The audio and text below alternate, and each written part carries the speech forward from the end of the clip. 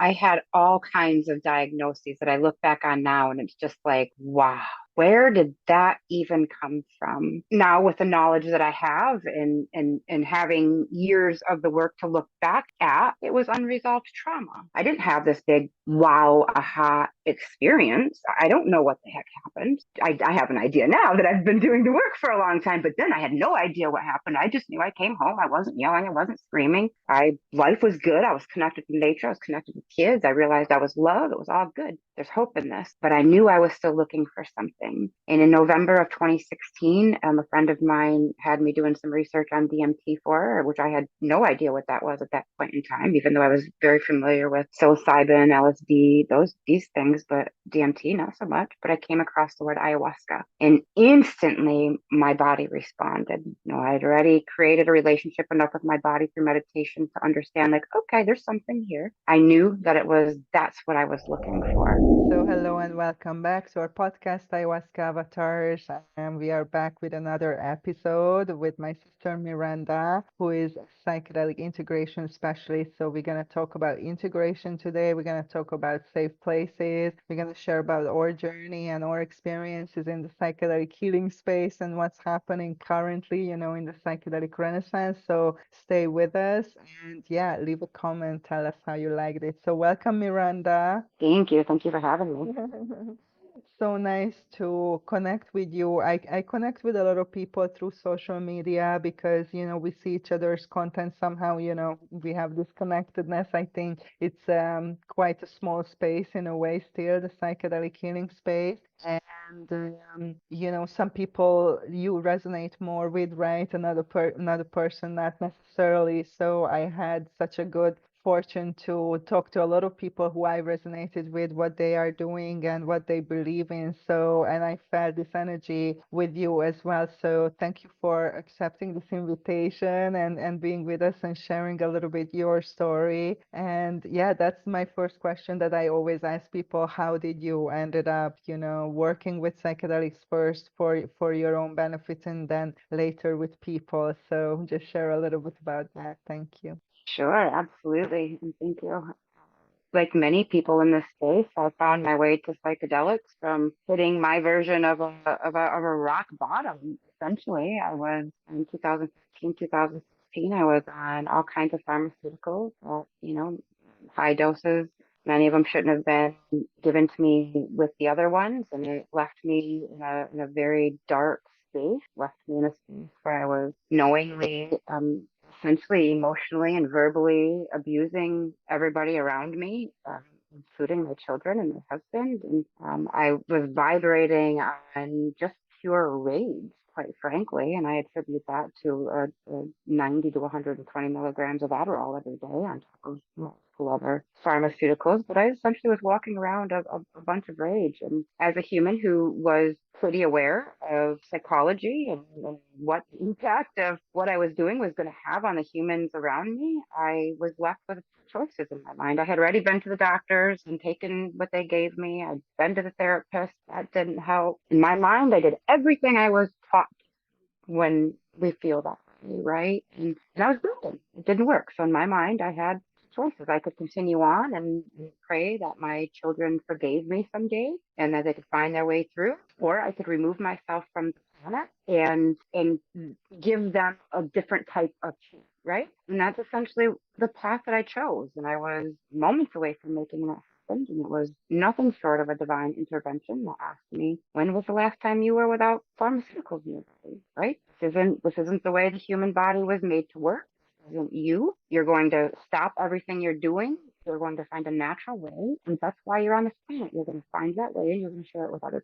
And I can remember thinking in that moment, like, no pressure, right here, I'm ready to check out. And you're like, "Ah," it gave me hope. This was like a voice, or it was like an idea that popped into your head, or how was that experience like? It was a very much a voice that was outside of myself, is what it felt like in that moment, right? And now having a little bit of a deeper understanding of the internal relationship, right? It likely was a higher part of myself, and it knew it was not going to get my attention if it came from my own. So it was jarring. It was like, first of all, what is this, right? Weird. Now I'm hearing voices, but this voice to make a little bit of sense. And what do I have to lose to listen? So I took it very serious. I quit everything I was on cold turkey, which do not do that. I'm sure things got far worse for me before they got better. It was about 30 to 45 days of will I make it through this or will I not? And when I did make it through that, I was on a mission. I was on a mission to do exactly what that voice asked me to do, and it was to find natural ways to read. I knew I needed to rebalance with myself. I began with mindful self-compassion, an 8-week course, which brought me to a space where I actually knew I was worthy of feeling better. And I think this is a part that so many people skip. They just want to dive in and feel better. But if we don't realize that we're worthy of it, there's going to be a part of ourselves that is going to be constantly pushing it away. So I'm grateful that I found that peace first for myself.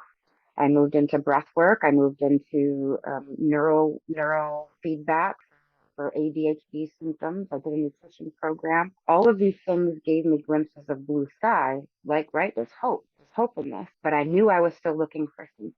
And in November of 2016, a friend of mine had me doing some research on DMT for her, which I had no idea what that was at that point in time, even though I was very familiar with psilocybin, LSD, these things, but DMT not so much. But I came across the word ayahuasca, and instantly my body was. I'd already created a relationship enough with my body through meditation to understand, like, okay, there's something here. I knew that that's what I was looking for. And those humans who have heard that call, like, it's very real. And so I didn't understand it at that point in time. So I spent my human brain spent the next 3 to 4 months completely hyper focusing on every documentary I could watch, every book I could read, any study that was out there on DMT, ayahuasca, any psychedelics that were out there. So I was looking for the science of it, and I was very convinced in just the science aspect of it that yes, there's something to this. So April of 2017, I got on an airplane by myself and flew to Colombia, of all places, to Namaloka with a shaman with jaguar teeth around his neck to drink ayahuasca as my children were sitting in, at that point in time, they were still a private Christian school. So it was a weird dilemma in my life too, but essentially that's how I found medicine, and I continued to work with it. About 8 months after that journey, I felt myself kind of back. I never resonated with depression again. That's the truth. I didn't have this big wow ha experience. I don't know what happened. I have an idea now that I've been doing the work for a long time, but I had no idea what happened. I just knew I came home. I wasn't yelling. I wasn't screaming. Life was good. I was connected to nature. I was connected with kids. I realized I was loved. It was all good. About 8 months later, I felt myself like backsliding. Great. Well, I'm just going to sign up and going to go do another retreat. This time I'll do more medicine because that's sure, right? Just go and rather than 3 ceremonies, I'll go somewhere with ceremonies. Was not the most functional option. And that's in that journey, in that space is where I was shown, like at this point, I was a nutrition. So I wasn't a very good one. So I was grateful when I was shown, like, hey, you have the opportunity to work with people with psilocybin, right? Is psilocybin safe, effective?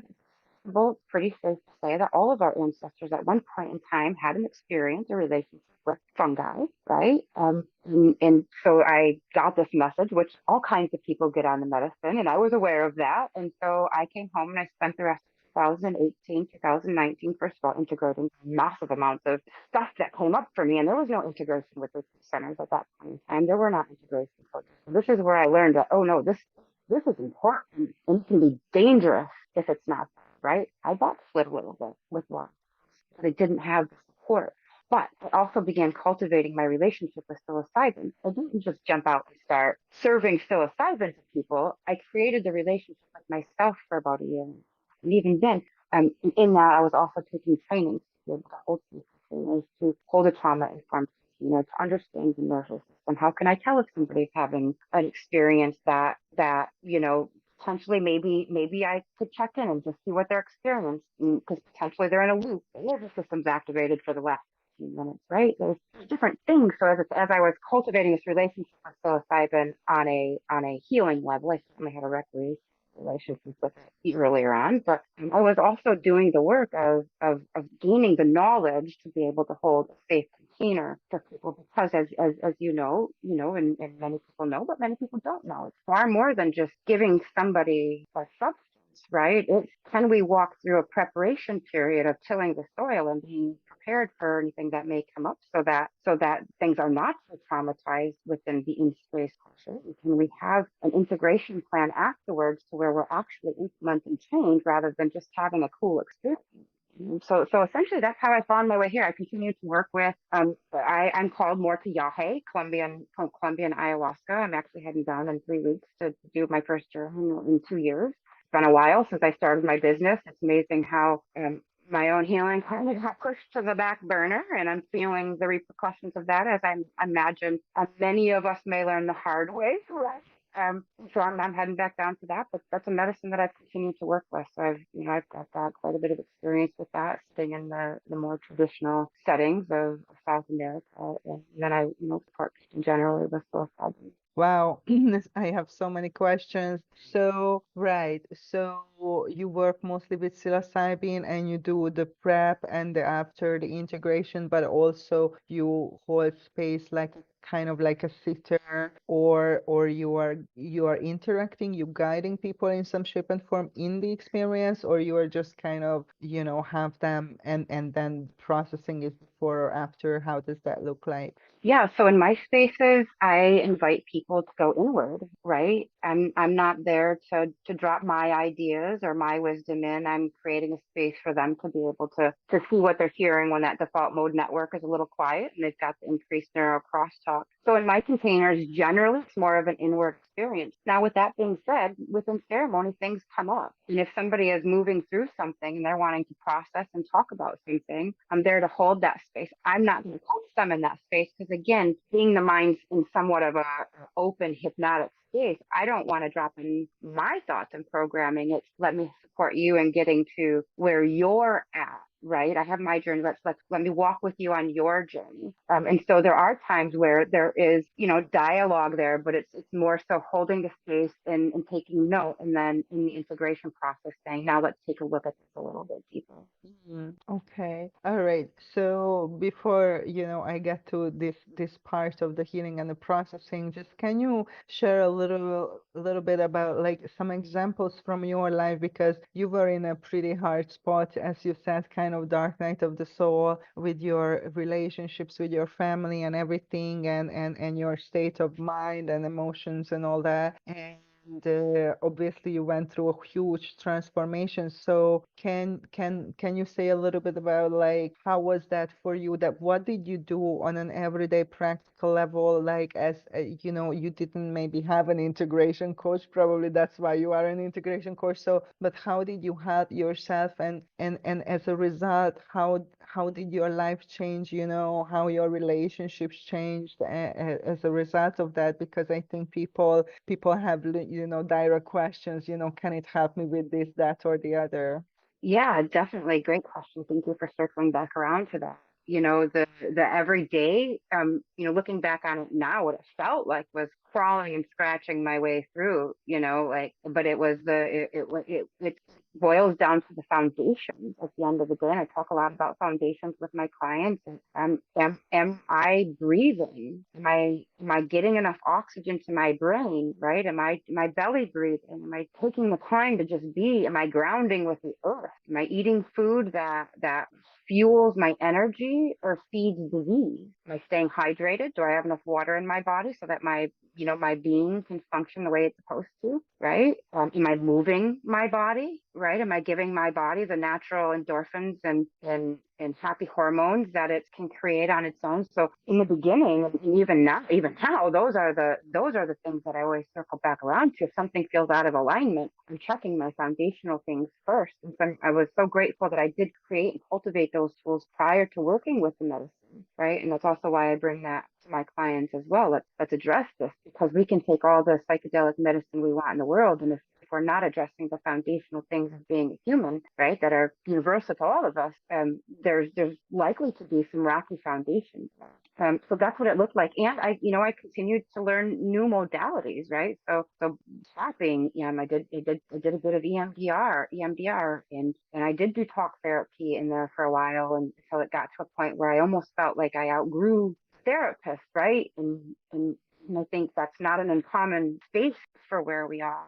And yeah, and then I found integration coaches, and this is where I learned. I learned like, oh, this is a thing. And life changed, community changed everything, just having people to talk to, right? And so these are the ways that I moved through. And these are also the things that I share a lot with my clients. As far as how my life shifted, I mean, life is not I'm not going to sit here and be like, hey, my family life is absolutely perfect. Realistically, outside of my family life is beautiful, mind you. So I'll just say that. And oftentimes those spaces that we are the closest to can be the most difficult to shift, right? And so do I feel like I'm a perfect parent at this point and I've completely redeemed myself? No, I don't. Boy, nope, I don't. Do I know how to communicate much better with the humans that I love? Absolutely. Do I spew my trauma all over the people around me? Absolutely not. Right. So it's that awareness of who I am and what it is I'm navigating and how that may or may not be influencing the people around me. So I say that's probably the biggest way. And then also the way that I communicate with myself, right? Like we've all experienced, and most humans I feel have experienced a version of this critical voice, right? And it can be nasty when you find yourself in that dark night of the soul. I don't have that voice anymore. That voice, like if that voice pops online, I'm like, whoa, Nelly, where did that come from? And 9.9 out of 10 times, that's not my voice. It's an energy I can feel. I can tap it into an energy around me. Or I don't talk to myself that way anymore because I love myself. And it's not just a matter of like bullshit and saying I love myself. It's no, I feel that. There's love for myself and I can embody the fact I believe we are that frequency of love. I've experienced it personally multiple times in journey space. So that's what I resonate with. I am love. And so those are, I would say, the biggest ways. And then of course, it's guided me into supporting other humans. And this is like the most beautiful thing is to hold the spaces to witness other people guide themselves back to themselves at the end of the day and then create lives that they're also in alignment with. And that I think is probably the most rewarding shift that I've had, and thanks to the full renaissance and the work that I did prior to and the training I've done, I'm pretty successful at that in the realms of humans that I'm helping, right? Thank you for sharing that. So, as you said, you had depression and a couple of things you were diagnosed with, and you were on a lot of pills and stuff like that that didn't work. Through your medicine journeys, did you find the deeper reasons and meanings why you were struggling with certain things and could you resolve those? Because I think that a lot of people don't understand that, these are just symptoms that are something deeper that is manifesting this way. What was your experience about that? Yeah, I had all kinds of diagnoses that I look back on now, and it's just like, wow, where did that even come from? Right? I didn't know what was happening at the time, but now with the knowledge that I have and having years of the work to look back at, right, was unresolved trauma. Right? Trauma not being what happens to us. It's, being what happens with inside of us when we experience something. And just like many humans, from birth on, I had navigated many things that my body was never taught how to process. And when these things stay in our body and they're unprocessed, from my perspective, they first manifest as emotional disease and then mental disease and then physical disease. And I was navigating all of those things. I had, physical pains that were there on a daily debilitating basis, right? And finally got a diagnosis after I started working with the medicine, in which case they wanted to hand me all these autoimmune suppressants and like medications. And I'm like, no. Ironically, I kept doing the work and I have no pain. I never took the medicine, but I have no pain, which lets me know that the more work that I continue to do, because it's never done, right? We're never done. And I think when it's done, I think we're like, that was fun. Let's do it again.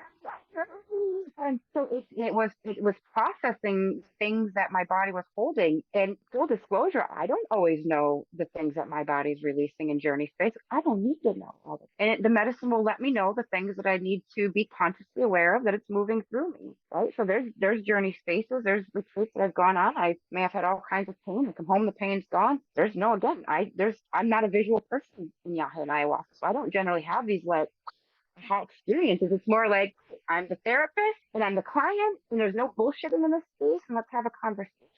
You know, but I don't always know what's moving through in the purges and stuff, but I do feel the benefits of it, and I'm just open to releasing what doesn't serve me. And sometimes I'm aware of it, and sometimes I'm not. Yeah, so very true. Just out of curiosity, like you talk about your experience, your life-changing experience with ayahuasca, yeah, hey, but you work with psilocybin. What is the particular reason for that? I would assume that you would work with ayahuasca, that had such an impact on you. Yeah, there's a lot of different ways that people work with ayahuasca, and there's a lot of different ways that people align with it, right? I dove in the traditional aspect, so I did sit with a Taita who has been working with the medicine since he was 7 years old. It is his way of life.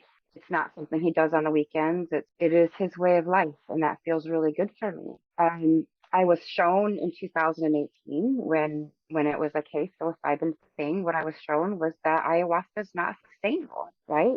There's a sustainability issue. Ayahuasca doesn't grow all over the world. I don't know that ayahuasca is people's people's medicine, right? Not all of our ancestors have connections to this, and is that necessary for everybody? It's not, absolutely. But for me, when I think about holding medicine space, right? It feels good to me to keep people. If you want to drink with that, like let's stick with this.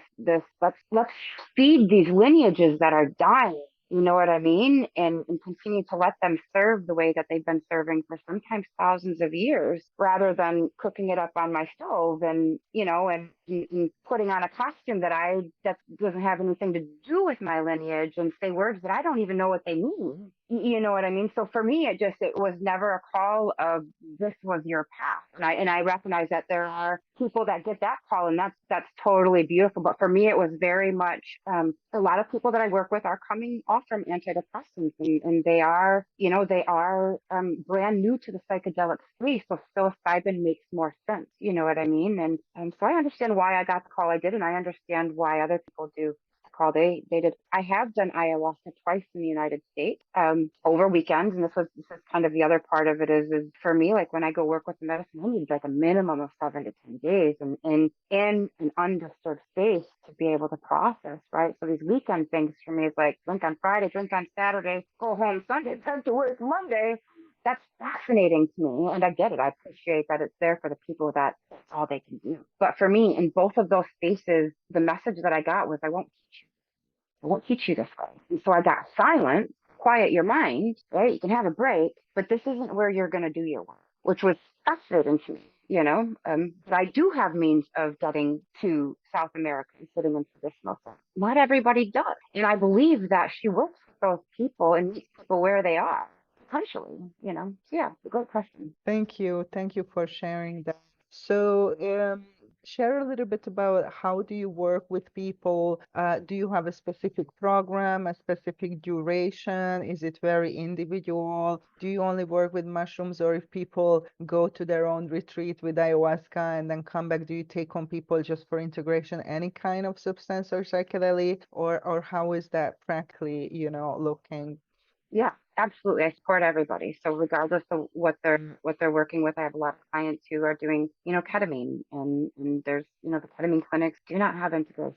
Right? So I have a lot of clients like that who are going on their own retreats. I also facilitate retreats generally across the U.S. with a for psilocybin, and I offer, when it's safe to do so, I offer one-on-one virtual support with a support person within a safe support person within the home that I can connect with. I support people in the microdosing space. So we do, bringing community together and supporting through microdosing. I also have a membership where we really do tap into these foundational things, right? So it's not just about the medicine; it's about let's stay on track with our nutrition, let's stay on track with our movement, let's stay on track with our breath work, and let's learn new modalities along the way too. Essentially, it can be individualized. There's not been somebody that I've not been able to meet where they are. If I don't offer something that they would align with, I will either create or I will connect them with somebody that offers what they're looking for, because we are not. right? We all do have different desires and comfort levels in this space. Regardless of how I work with people, though, it's a similar process.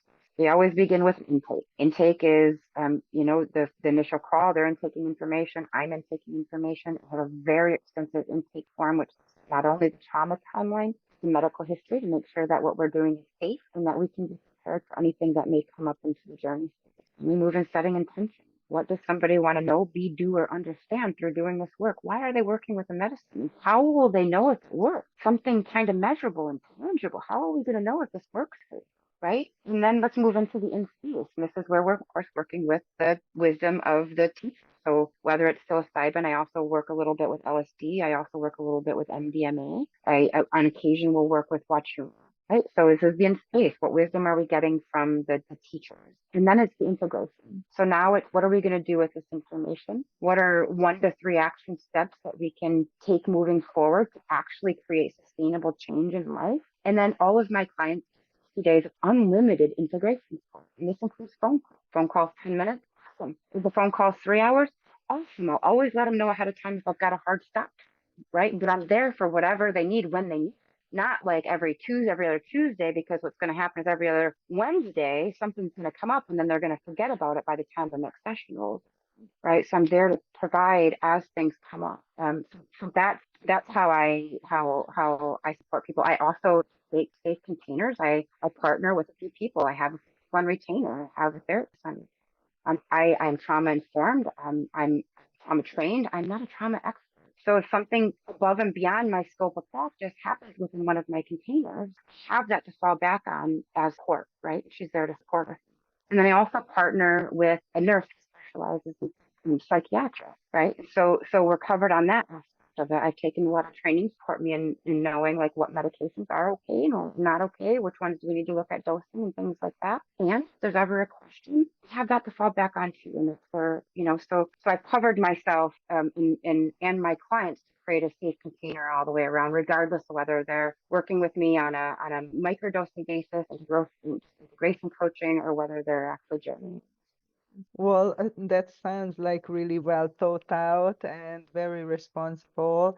So you said like a 60 days after, you have a 60-day container. And what about before, like with the prep, with the intention setting? What do you say to people who are first timers and preparing for? So what do you recommend to do? Yeah, it's a great question. So from the time somebody essentially puts a deposit down with me, their support begins, and that's, I have some people who have deposits down for retreats that start in June. Their integration support begins now, right? So they're getting calls, they're getting support in that.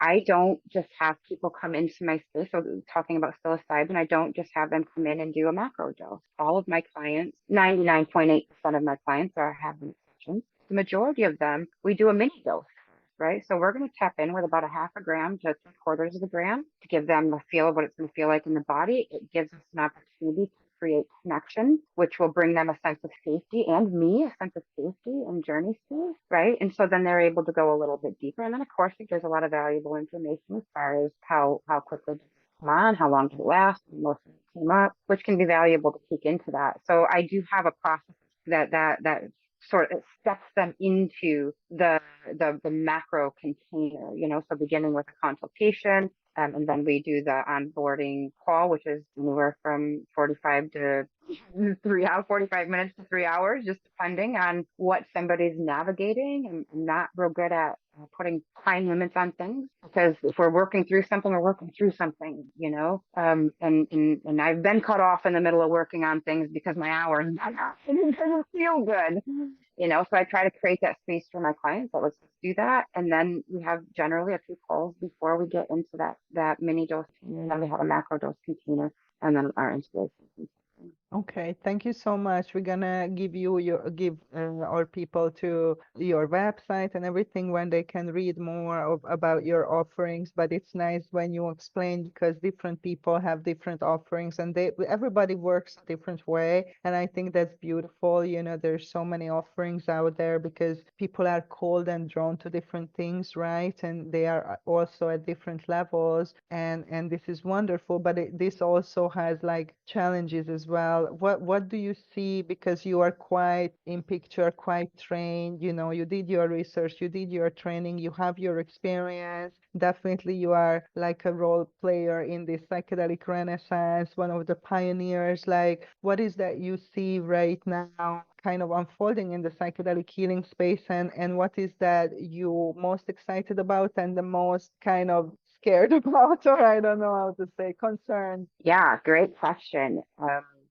What I see is a lot of humans with beautiful intentions that are seeing an opportunity to step out of the way that we've been doing things, and they're seeing that it works. And they're wanting to help with great intentions. And I'm also seeing a lot of humans with really great intentions, fueling and re-traumatizing humans because they're not sure how to go about doing what they're wanting to do, right? They're not sure how to create the safe container. I see 1,010,000 different trainings out there now. People are now at this point, there's so many trainings, people aren't even sure what training to take and how to set themselves up. So I see some confusion in that, which is also part of the reason why I'm moving forward with a mentorship, which will be a combination of all the trainings I've taken, as well as like, now let's get in and actually do it before you go out and create a business, right? Let's do it first, right? So I see a lot of that. I see a lot of humans with good intentions. I also see a lot of humans who are seeing dollar signs, and that's concerning. So these are some of the things that concern me. The legalization versus decriminalization, that's concerning to me personally. I would love to just see decriminalization, keep the regulations out of it. Just give me a ticket if you happen to walk by at the wrong time, but keep the government regulations out of it. I don't see that working out well. And path that it's going to go, and that's okay too, right? And I'm here for that, but there are some concerns in that. What I'm most excited about is also that there are so many people excited about this, right? Because there are multiple, at least in our country, there's multiple counties where there are therapists are not an option. They're not even available. And there are a lot of people who do not resonate with therapy. The Western medicine way has failed them, right? And so they're right now they're doing nothing. And what excites me is that this stuff does work. And the more mainstream that it does get, although that does come with its downfalls, it is also coming with people feeling more comfortable to lean into it. And in which case, more and more people finding their way to these tools and essentially finding their way back to themselves. And the more of us that do that on a human level, the better we're going to be as a species.